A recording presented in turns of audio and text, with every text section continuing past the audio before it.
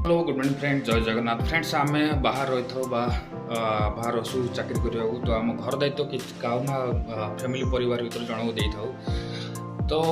तापर आम पूरा भरोसा करदे से घर दायित्व संभाली था घर टिकी जिनस ए टू जेड से बुझे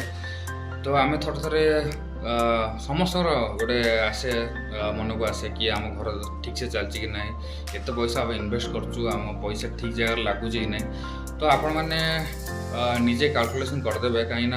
वर्षे 2 वर्ष कैलकुलेशन कले हेनी कम से कम 5-6 वर्ष कैलकुलेशन धरवे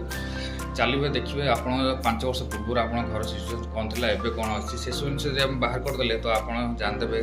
जहाँ आप दायित्व दी ठीक से घर चल पार्ची कि ना तो चैनल को सब्सक्राइब करदे आ वीडियो भल लगे लाइक शेयर करेंगे आ जी घर चलाऊँगी